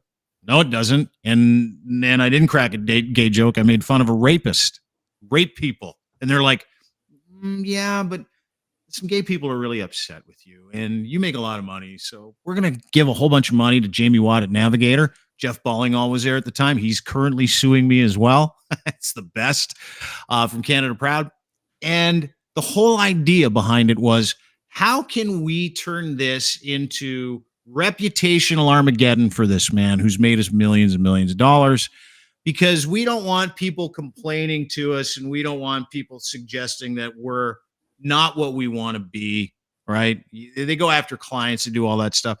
And the lack of spine during that whole process in media grossed me out to the point where I refused to work for anybody like that again.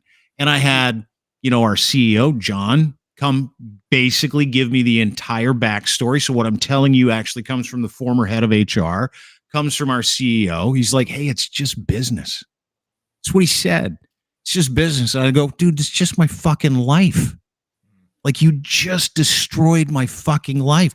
And it hasn't taken me a couple years to get back. We're at 10. We're at a decade. The decade of damage that these people have delivered on me and my family, all because it's just business in media. And they do it to everybody. They don't care. I know. They don't care. No. Media in Canada is organized fucking crime. Specifically big media in this country. It is organized fucking crime that works hand in hand with local government, provincial government, federal government. And the second you become a problem for them, that is the only thing they give a shit about, is how do we put a bullet in that guy, these people, those people. Guess what? The fucking watershed's here, Wendy. Lachlan, the watershed's here. We are bigger than them. People trust us more than them because we don't steal government money and fire human beings. Because we can literally stand on our bias, and our bias is, yeah, they're all corrupt. We're not. And that is the truth. That is the truth. And I can sit here and I can talk about it. And my power and your power, Wendy, you know where it comes from? Lachlan's power. It doesn't come from what you did. It doesn't come from the person you were in this job that you had. That was your identity for a long period. That was my identity for a long time.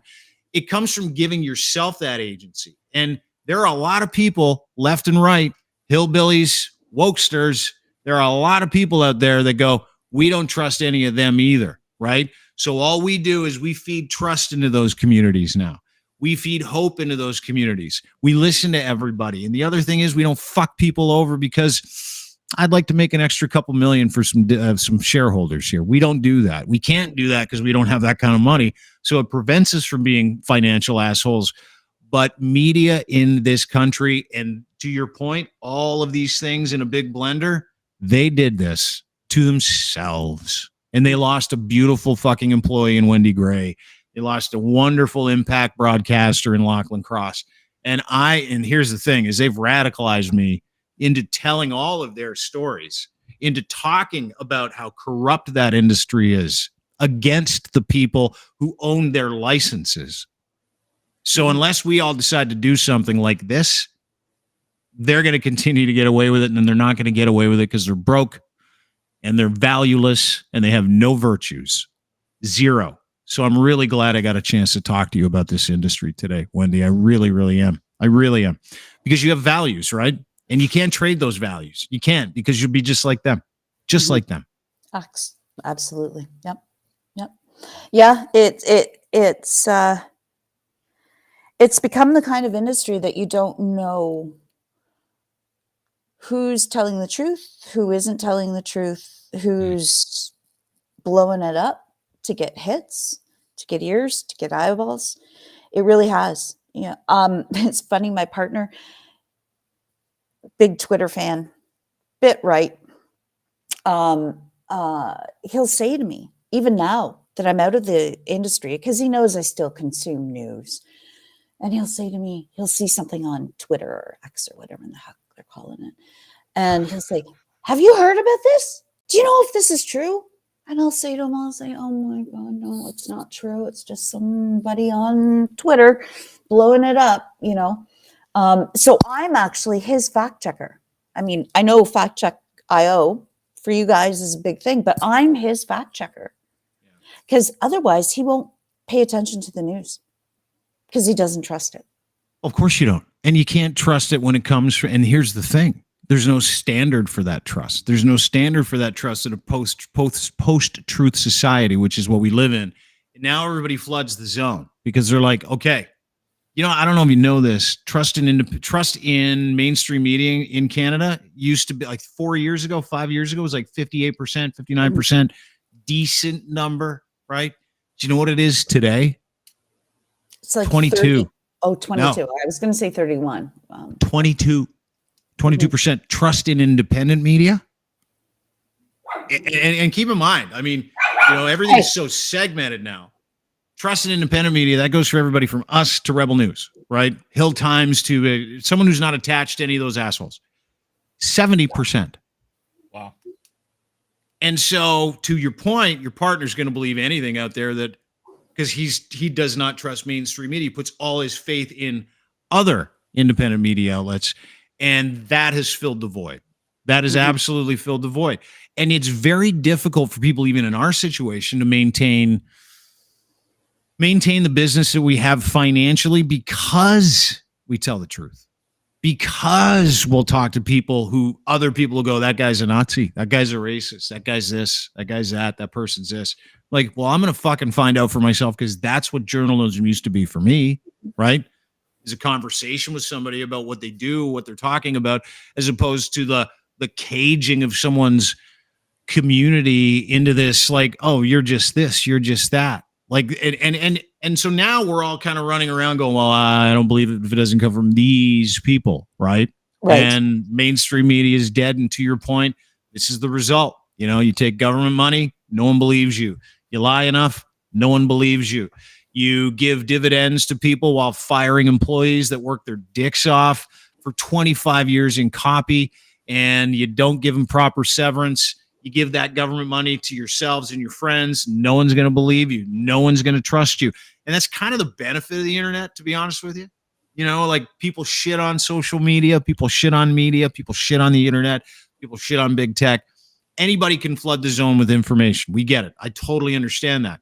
But the benefit, I think, to every single person is the internet uncovers as much as it does cover up, right?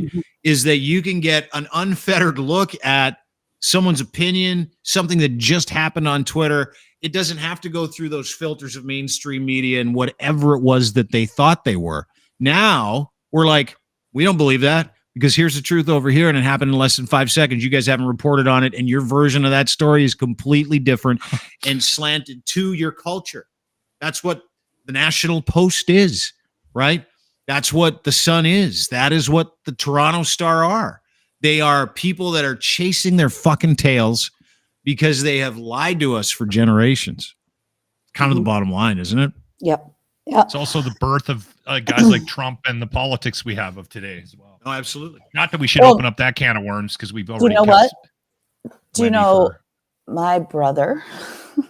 My brother's like, start a podcast, start interviewing politicians. You know enough politicians. You got their phone numbers in your phone. Start a podcast. Nobody watches television. Nobody listens to the radio. Oh my gosh. I can't even talk to him anymore.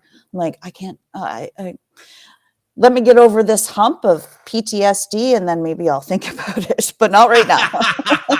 How are you doing? I'm good. How's your health today? Are you okay? Yeah, no, I am much better. I feel so much better. Good. In fact, I think my shrink thinks I'm amazing because he hasn't seen anybody wean themselves off the meds. I didn't like it. Did you get the head buzzes? Did you get the head buzzes? Yeah. I had those for 6 months because I just stopped like an idiot. It was the best. No, I'm doing so much better now. So much better. Healthy, happy, Yep. Living. Walking the dog. Walking the dog, yeah. Walking the dog at night because nobody's threatening me anymore. Speaking of Wendy, dog. This has been awesome. I gotta thank you. I called Dean when you reached out and I said because we sometimes get in our own heads a bit about the inside baseball stuff. Mm-hmm. And so we're trying to be more than just this podcast that, brings up our glory days, every. Although I would like to bring up my glory days even more, actually. I think that was a lot of fun. Everybody how cool I am. But I think people are interested in why we are where we are at. And it's also hard to complain about this business, right? Like I always felt like complaining about my job. Like, wow, I had to get up early this morning and I drank too much last night.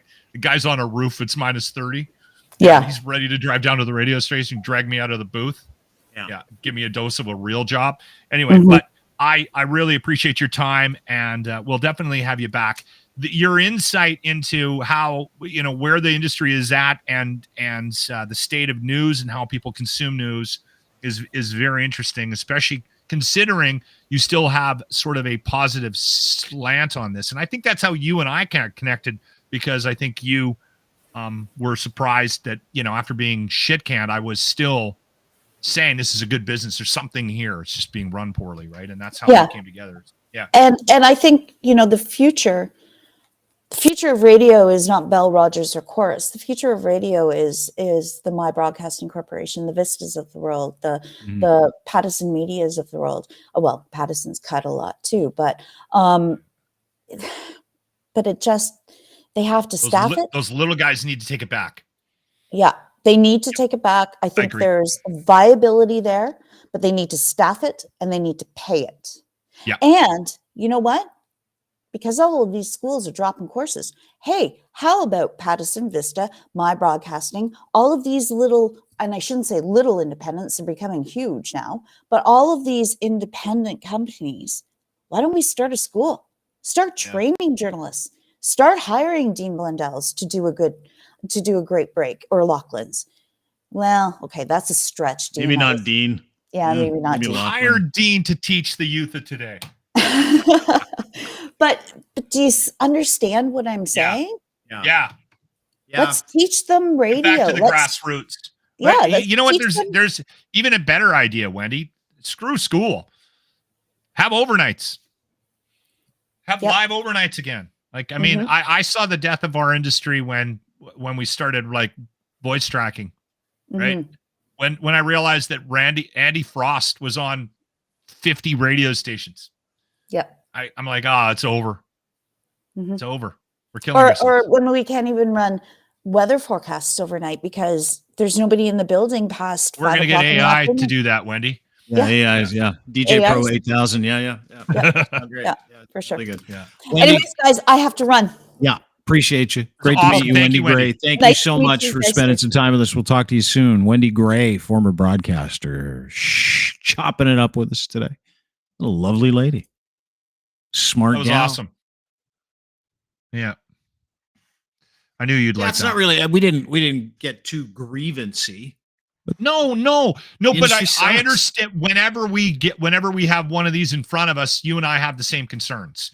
Do people want to hear us talk for an hour and 30, 45 minutes about our business, right? But I think they do, because there's more to it than just a couple of old school radio guys, talking about what they used to do. Yeah. Dude, there are a lot of those podcasts that. out there. Yeah, there's some, and they're not well attended podcasts.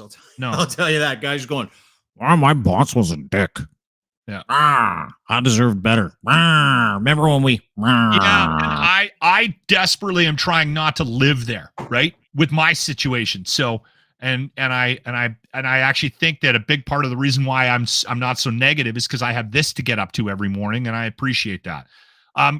We got to get out, but can we do the retro replay of the day? We'll get to Umar Zamir's insane story tomorrow on the podcast. We'll put that. We'll park that. The story's crazy, but yes, time for the locker room retro replay of the day. Only 3 minutes, but it's a good one. What do you have for us on behalf of our friends at Ardent Roof Systems, Locke? Yeah, this was, by the way, sign up for the golf tournament by going to the webpage, ardentroofsystems.com. We will see you at the tournament July 5th, the ranch, great cause, Stollery Child Life Program. This is a little bit of confusion I have with a word we were using on the air. And, I may or may not have gotten in trouble for the use of the word as well. The Lock Retro Replay. I grew up very differently from a lot of people. I was raised by hippies. I had a weird upbringing. Grew up in a van. Yeah, just strange upbringing. So I get that I might not be the best judge of this.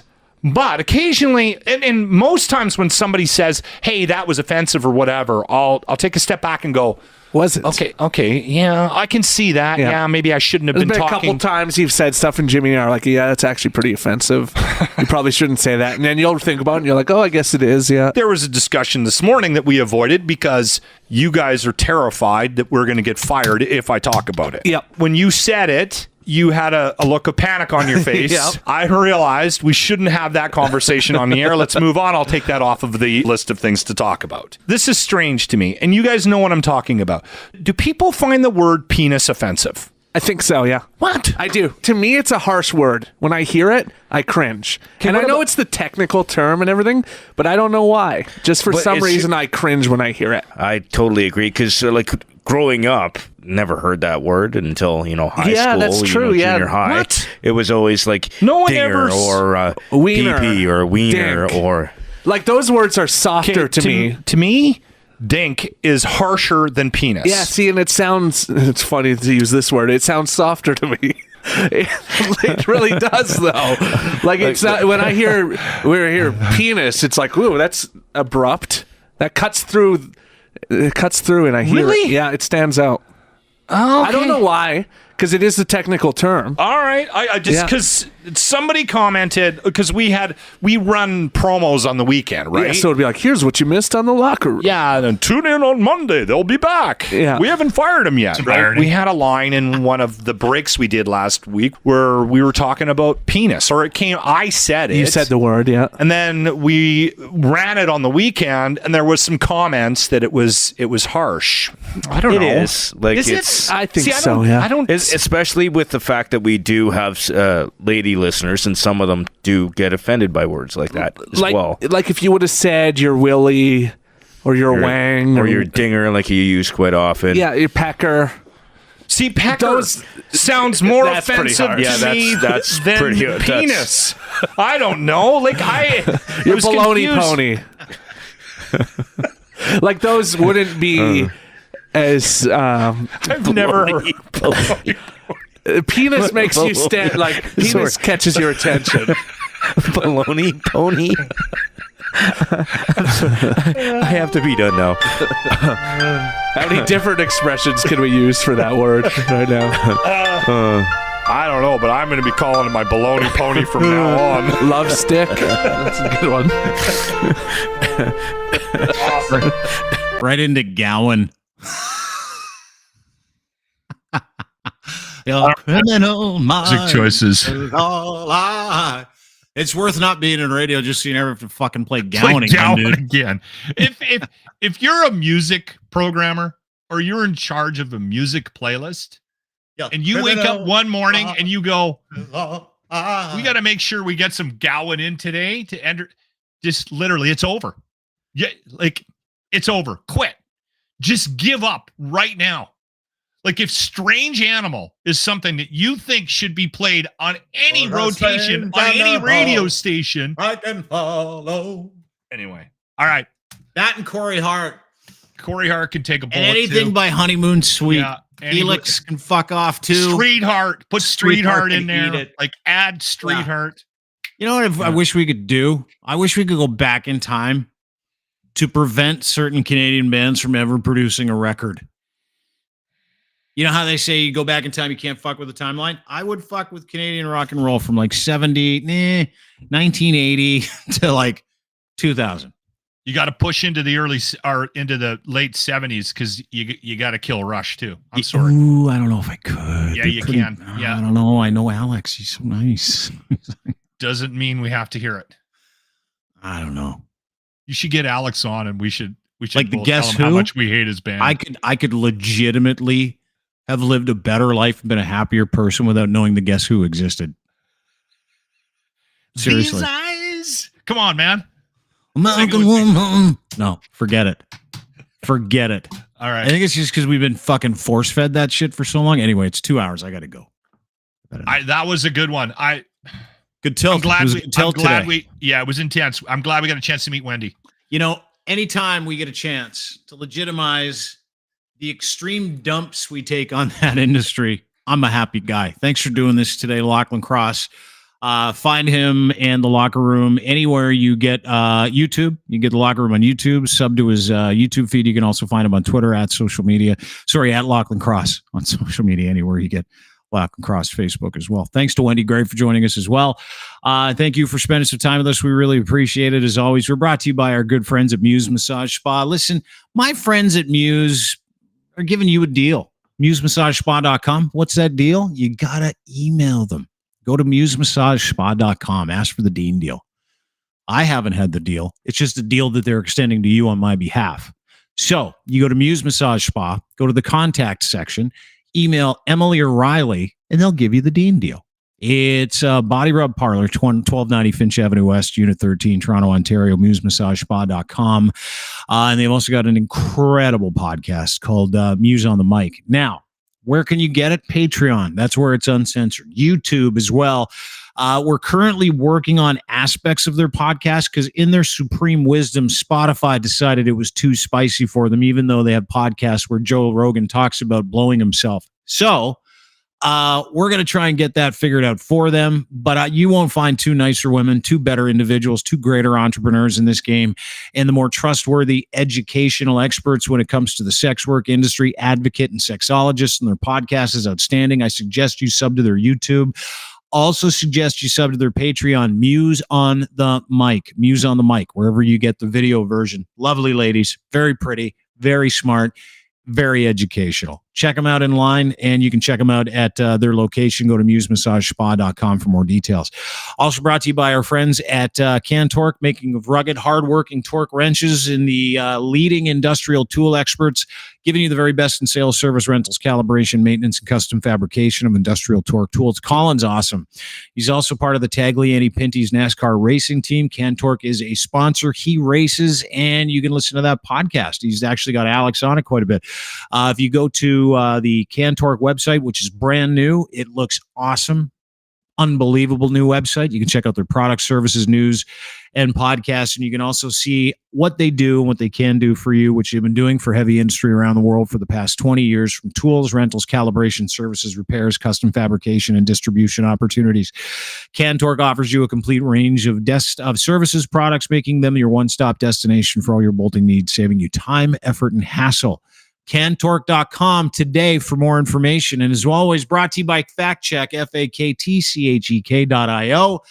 FactCheck.io is disinformation killing software created by data scientists, computer scientists, evolutionary psychologists, and people who give a shit about the news that you read. and consume. We just did an entire podcast on it. So make sure you join their beta test team. Today, you can become a fact check verified fact checker. Go to factcheck.io for more details. Sign up there. You can also check them out at Crier Media. You've got an entire section dedicated to that. So go there today, but sign up for their beta test because they're going to be launching in the next couple of months. And I have tested this, and man, oh man, it's insane. Everything from, the authenticity of the social media accounts that are praising certain information to the actual epistemology of where that information comes from. Factcheck.io gets all of it and then some, and then lets you decide whether or not you want to proceed and lets you decide whether or not you want other sources. And then it grades it. It grades the account, the people, and the originality of where it came from. Sentiment is hard to find. Fact Check's been able to figure it out. Go to factcheck.io for more details. Have a great day, everybody. Appreciate you being here. You can get everything we do. Crier Media, YouTube, Dean Blundell, YouTube, Crier Media. Go to crier.co for all the details on every single one of our shows and every single podcast in the network, including Scouting the Refs. Todd Lewis, brilliant podcast. All they do is talk about the referees from NHL games, including the playoffs. Unbelievable. Anyway, check them out. Go and sub to that as well. Use on the mic, as well as others. Crier.co. Check them out today. Have a great day. Thanks to Lachlan. Thanks to Wendy. Thanks to you for spending time with us. Always appreciate it because you can get more stuff. You can never get more time. So thanks for giving that to us today. Have a great day. See you tomorrow, everybody. Bye-bye. Bye-bye.